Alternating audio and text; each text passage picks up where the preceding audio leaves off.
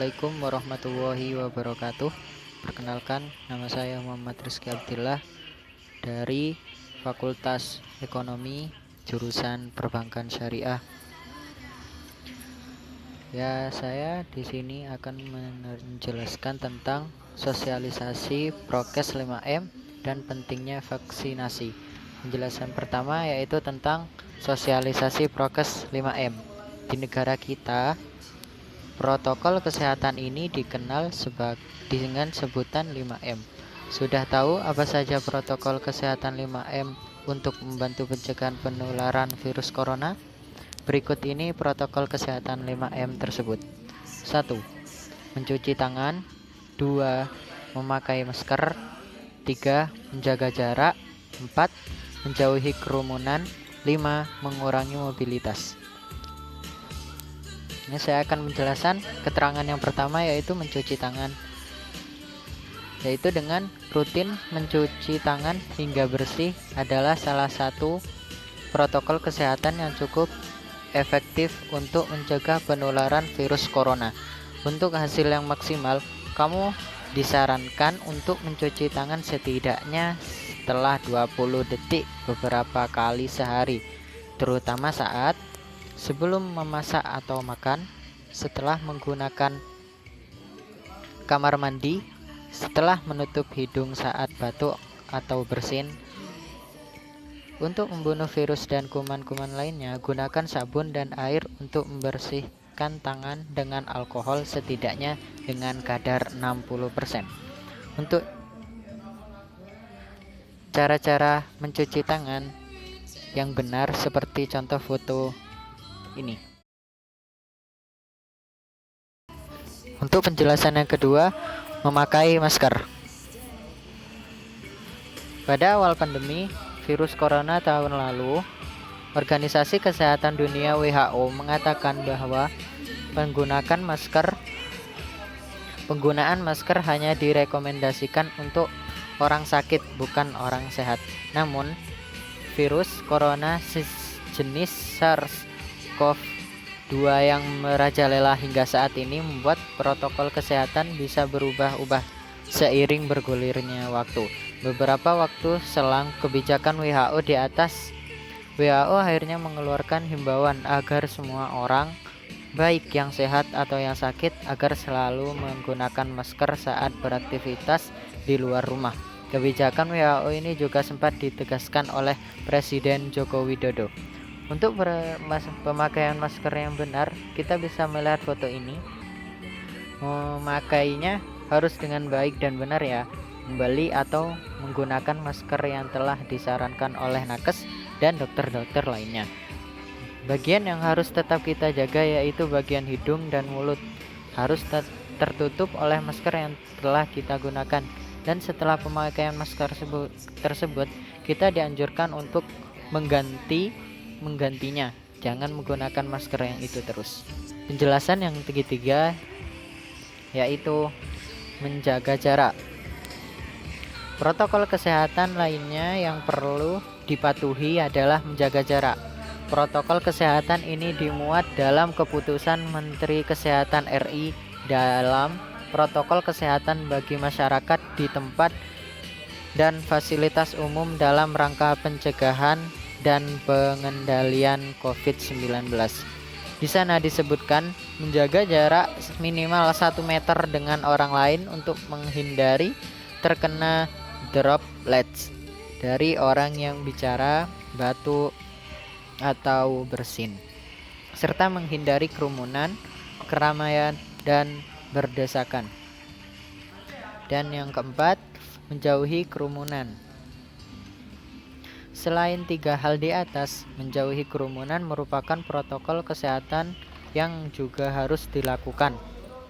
Menurut Kementerian Kesehatan RI, Kemenkes, masyarakat diminta untuk menjauhi kerumunan saat berada di luar rumah. Ingat, semakin banyak dan sering kamu bertemu orang, maka kemungkinan terinfeksi virus corona pun semakin tinggi. Oleh sebab itu, hindari tempat keramaian terutama bila sedang sakit atau berusia di atas 60 tahun, yaitu bisa disebut dengan lansia. Menurut riset, lansia dan pengidap penyakit kronis memiliki risiko yang lebih tinggi terserang virus corona. Dan yang kelima, yaitu yang terakhir, mengurangi mobilitas. Virus penyebab corona bisa berada di mana saja. Jadi, semakin banyak dirimu menghabiskan waktu di luar rumah, maka semakin tinggi pula terpapar virus jahat ini. Oleh karena itu, bila tidak ada keperluan yang mendesak, tetaplah berada di rumah.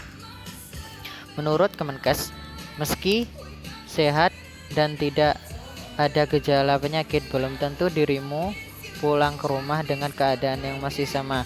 Pasalnya, virus corona dapat menyebar dan menginfeksi seseorang dengan cepat.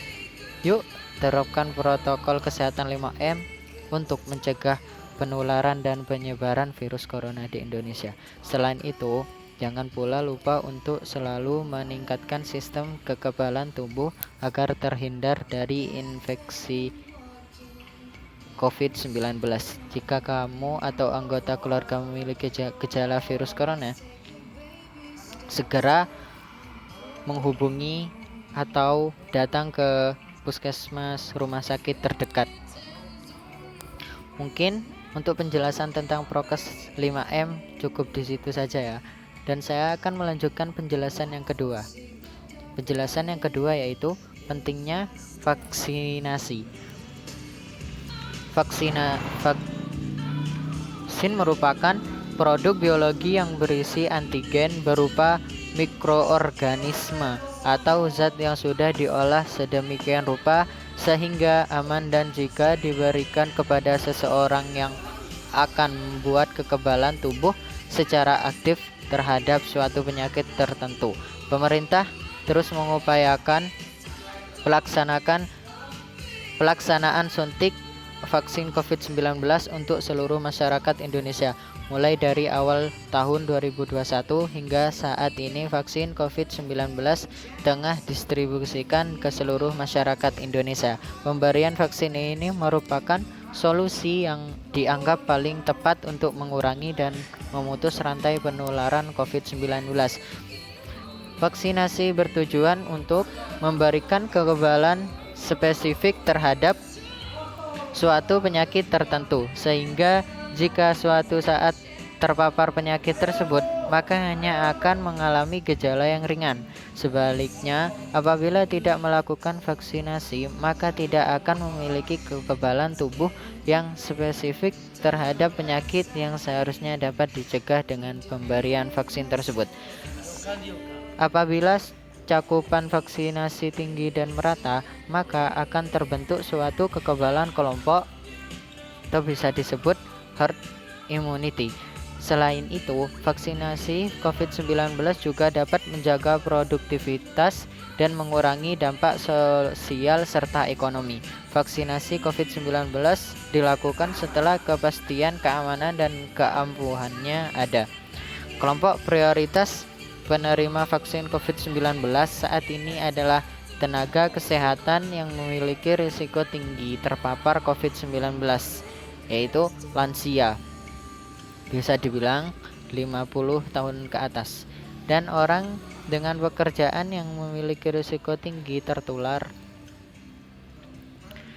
Kemudian, vaksinasi akan dilanjutkan ke kelompok penerima lainnya, mulai dari masyarakat usia 18 tahun ke atas. Berdasarkan rekomendasi tersebut dari Perhimpunan Dokter Spesialis Penyakit Dalam, saat ini penyintas COVID-19 harus segera mendapatkan vaksin COVID-19 dengan rentang waktu 3 bulan setelah dinyatakan bebas COVID-19. Hal tersebut dilakukan untuk mencegah terinfeksi COVID-19 untuk kedua kalinya, tetapi dengan varian yang berbeda. Vaksin memiliki lebih banyak manfaat dibandingkan dengan efek samping yang dihasilkan. Vaksin dapat memberikan antibodi yang lebih tinggi dan memberikan proteksi terhadap virus COVID-19.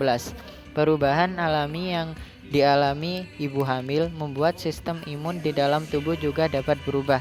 Central of Disease Control telah menyatakan bahwa ibu hamil dan ibu menyusui boleh melakukan vaksinasi COVID-19 untuk menekan potensi terinfeksi.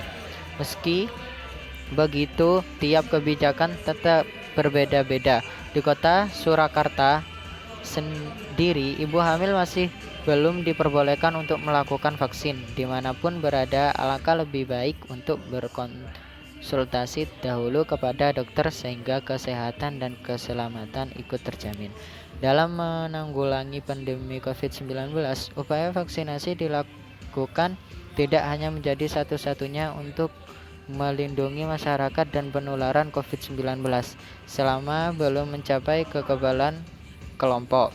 Maka pencegahan yang efektif saat ini adalah mematuhi protokol kesehatan 5M, yaitu dengan double mask, dengan masker medis dilapisi bagian luarnya dengan masker kain agar menutupi rongga dari masker medis tersebut, menjaga jarak, mencuci tangan, menggunakan sabun dan air mengalir, menjauhi kerumunan, dan membatasi mobilitas. Vaksinasi COVID-19 memiliki banyak manfaat, tidak hanya untuk diri sendiri tetapi juga untuk banyak orang. Vaksin COVID-19 aman dan halal. Hal ini disampaikan oleh Komisi Fatwa MUI Pusat bahwa sudah memberikan fatwa bahwa vaksin COVID-19 halal dan suci. Oleh karenanya, meskipun masih banyak beredar isu atau hoaks mengenai vaksin yang belum jelas kebenarannya, masyarakat tidak perlu ragu dan khawatir untuk melakukan vaksinasi COVID-19 guna kepentingan bersama. Mungkin cukup itu saja dari saya, kurang lebihnya mohon maaf. Wassalamualaikum warahmatullahi wabarakatuh.